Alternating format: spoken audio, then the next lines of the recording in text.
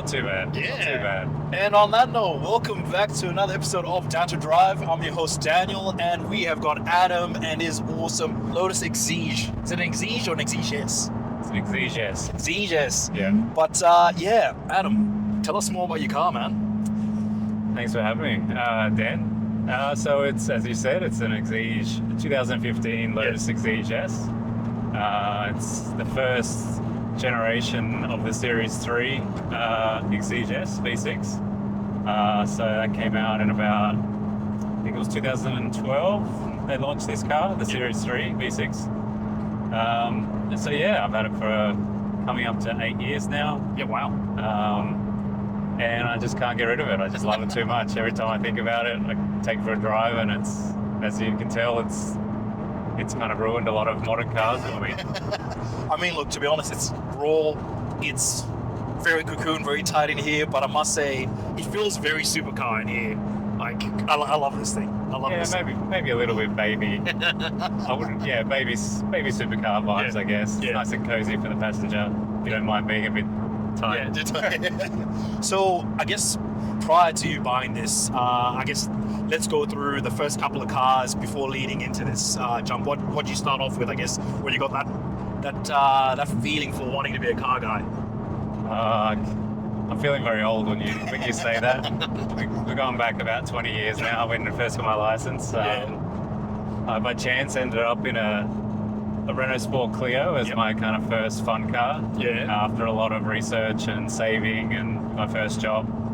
And that kind of, I think, is what got me addicted to going fast. I've always liked going fast and cars that handle well. So I had that first car, that first Clio for at least 5 or 6 years. It was my pride and joy. And did a lot of fun drives and a lot of stupid things in it with friends. And that lightweight ethos, I think, really just got under my skin a little bit by chance. And having an NA high revving engine just kind of has set me in that stead for the rest of my life, I think, my car life at least. Yeah. And I guess like it's one of those things where obviously going from that front wheel drive format to being in a rear wheel drive format, was there a lot of like sort of learnings that you kind of had to do to kind of know about, I guess, balance, when to actually get on power, just how to modulate, I guess, the power or torque just through corners? Absolutely. Like after the Clio, I owned a whole bunch of other, mainly front wheel drive hot hatches for a number of years. Went through all the Renault Sport and a few other cars, and then I think then transition, I had a Mark III Focus RS, which was all drive but rear wheel drive bias. Once you kind of put it into its sillier modes, it had the stupid drift mode, but it was actually kind of pretty effective for a four-wheel drive car. And that kind of was dipping the toes in the water in the rear wheel drive kind of performance driving. And then but this was my first full-blown rear wheel drive car when I bought this about 8 years ago, so I really had to adjust how to drive on the limit with a rear wheel drive car, especially on track. So it was a real nice learning curve in this car. A little bit daunting at first, but it was actually, once I got the hang of it, it actually, most people find that it's actually a pretty short learning curve, despite the intimidation of the small cockpit and all the noise and the... I mean, it just sounds raw in here as well. It's one of those things where I must say, when you first pulled in, I was like, oh yeah, this thing is stunning. Like I've seen, I haven't seen too many, at least in Canberra, not too many Exiges out there as far as I know. I think you might be the only one. Not the only one. In my time in Canberra, in the last 8 years owning this, almost 8 years, I think there's maybe 4 or 5 maximum that have come and gone. At the moment, I think I know of maybe 2 others, but you just don't see them too much in Canberra, which is part of the appeal for me personally. I really enjoy owning cars that you don't see every day. I think it adds a little bit of specialness for me, at least, to have that uniqueness of something that's not everywhere. Yeah, fair enough. And like, I guess from prior to actually buying this, did you toss up between or other sort of makes and models, or was it like, I want an Exige, I'm going to have an Exige? No, it was actually, I hadn't even really considered the Exige. It was my first kind of, I guess, for me, big purchase for a vehicle, sports car, and obviously that comes with a lot of stressing, and car people will know very much how much toing and froing, how much time we spend on car sales. Yeah. Browsing of an evening, most of us, sending each other links. So, no, initially I was kind of looking at the time between the kind of 80, 60 to 100-ish kind of bracket, and there were a whole lot of cars in that bracket at the time, which has kind of changed now, obviously, 7 or 8 years later. But initially was looking at, I almost bought an Alpine A110 at launch. Fair enough, Being a Renault Sport guy, I obviously was across that, and I loved the idea of a lightweight rear-wheel drive sports car. Went and test drove, got a very short test drive in Sydney. Yeah. Loved it, even on the back roads, it felt exciting, but I really wanted manual, so that was the big hang-up. And I was very close to putting deposit because I enjoyed it that much on the test drive, but I then I got a bit freaked out by the new brand in Australia. I just didn't know. I didn't want to be that guy buying a brand new aftermarket support is unknown, all that kind of stuff. Even for me, who's a bit of a takes chances with cars and buys some pretty dodgy options or left of center options. It was a step too far, so I didn't. It actually would have worked out okay considering they've held their value. I mean, that's the thing, right? But no, so I didn't do that. How I ended up on the Exige, I wanted a Porsche. I was looking at Caymans, Cayman S's. I went and test drove a few, but I really wanted manual, as I said. But after researching, I think I discovered that they actually sold about, I think it was like 16 to 18 Cayman S manual 981s in the country in Australia. Wow, fair total, enough. and obviously thousands of PDKs, but at that point I didn't want PDK, so I waited and waited for one to pop up. They also came with quite a premium, being Porsche taxes. Porsche tax, being manual as well. So I was waiting for the right one to pop up, and in the meantime I just went and did a few trips to Sydney and drove other things. I drove like M3s, what else did I drive? Like a Jag F-Type. I really have always liked the Jag F-Type, which is more of on the kind of cruising side GT side. And then funnily enough, I was looking at Evoras. So I've always liked the look of Evoras. They're a bit, some people love them, some people hate them looks-wise. I always really liked the Evora.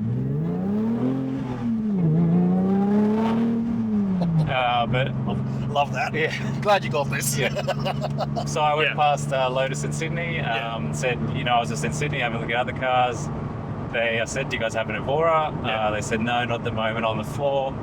Just having a look on the floor, and funnily enough, this specific car was on the floor, and I kind of had a look, and I knew about the car, but I just thought too hardcore for what I'm looking for. Looked inside, saw the big jaw seals, and was like, holy shit, I love it, but I don't think I could do it. And the guy, to credit to them, was like, do you want to go for a spin? And like any car guy, I said, of course I effing do. It's like, let's go. Twisted my arm. So we went out in it, and like the first time he accelerated, I just went, that's next level, like engagement, noise, everything. It had a much louder exhaust than I've currently got on this, which is already loud. And we got back, and I said, I love it, but I think it's too hardcore for me. With the big seals, there's obviously not much going on in here. So I kind of left it and went away and kept the search waiting for the Porsche. And then I kind of just, a few months went past, and I kind of just got a bit impatient and thought, you know what, out of everything I drove a PDK 981, and this was just far more exciting, engaging, not necessarily a better car in every aspect, but just from an engagement perspective. I realized that's what I love most in cars, is cars that get you pulse racing, and that's kind of what I like in cars. So I called him, just made him an offer, and he just went, yep, we can do that on the spot, and it was done. There we go. And that was it. That is stunning. I mean, like, it's one of those things where sometimes when it's meant to be, right? So, and the exact car that I drove was still there a few months later. No, that's awesome. So obviously powering this thing, is it a 3 litre or 3.2 litre V6? 3.5. 3.5 litre V6. 3.5 V6 supercharged. So it's the Toyota, I think it's 2GR is the code.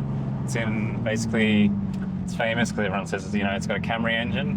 I think that's not necessarily a bad thing, honestly, when it sounds like that. For a Camry engine, that is insane. Which is always funny because guys who don't know would never believe that that a Camry engine could sound like that. Well, I guess like it's like I look back at a couple of mates back in high school had like a Sportivo, like the and I that engine. It's a beauty, like, and it's rock solid, which is appealing. Like Lotus obviously doesn't have the best reliability reputation, which I was a bit worried about before, but it's actually proven to be extremely reliable for me through now 40,000 Ks of highway, street, around town, lots of track days, lots of spirited driving. So and like, what's it like? I guess living with it. Let's say if you do daily lifestyle, or if you do either you do daily lifestyle or you do long road trips in itself as well. It's tedious, to say the least. It's not the easiest. It's fine once you get in. Obviously, it's quite a cramped cabin.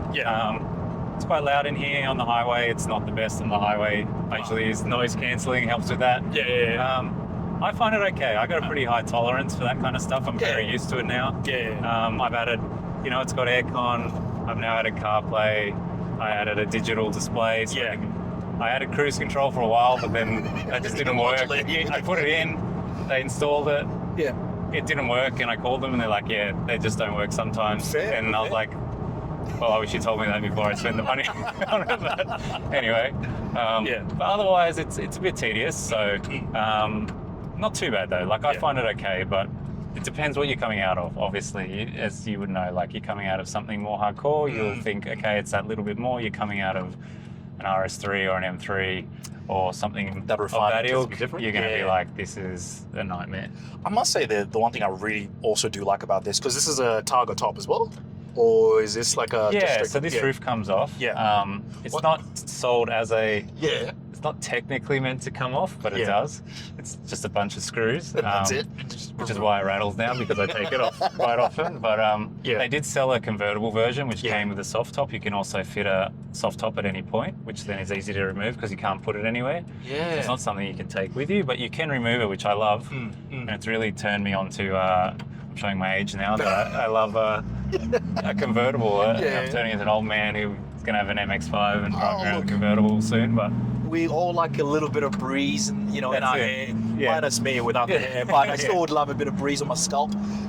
I guess I must say that's the kind of duality of this car. Is that, like, technically, yes, it's a hardcore track car, but if you wanted it to be like that nice little Sunday cruiser, you can kind of, remove your screws, remove the roof. You can do it. You can do it. Like, you got to be a bit special to do it, but it can be done. And like, it's not. It's definitely not for everyone. But for me, it works. But I would find that just driving it down to work on the highway felt like a bit of a waste of time. It's a bit, and getting in and out is the most painful part that you never get used to. There's no gracious way. And it's my hips and my back. I started to get a bit older, so that's why I don't drive it as much. But I'm now looking to make it more of a car I drive on special occasions and track days, and maybe keep forever, hopefully. I mean, look, honestly, and the fact that, like, as we were having a chat earlier, how you basically you're a Lotus fan. Because you've, besides this Lotus, you've got an Emira as well, and that's sort of the more comfortable, more dailyable option, right?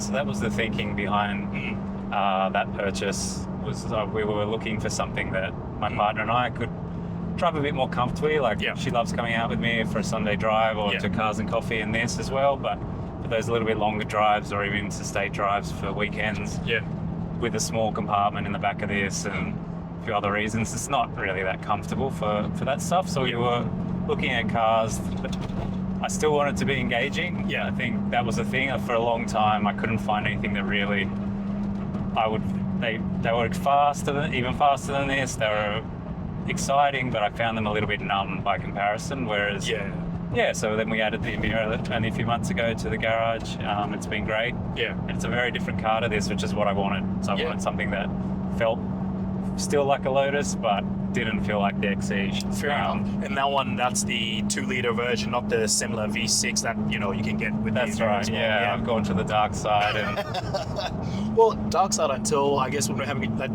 conversation before, until the ECU and is properly unlocked, and then you can kind of make it your own. And then I reckon that's when we'll be seeing some pretty mentally tuned. I think most 2-litre owners I've experienced see the potential there. Yeah. Because that's one thing with this engine. The 6-cylinder is it's quite limited and very expensive to extract power. Yeah. More power out of it if you want it. Not that it's lacking power, but in today's age of cars are just so dead and fast, which is not the be all and end all, but when you're spending kind of significant coin, it can feel a little bit, especially with the extra weight of the Emira, it can feel a little bit sluggish standard. So yeah, that was part of the appeal. I love to tinker and modify, and I've accepted that's who I am now. As I've got older, so I know before I buy a car, I've already got an idea of how I want it to look and the mods I'm going to do. So the Emira, I already had the idea. I drove a stock one and wasn't that impressed. And then I drove Simply Sports Cars in Sydney, who sell Lotus for Australia.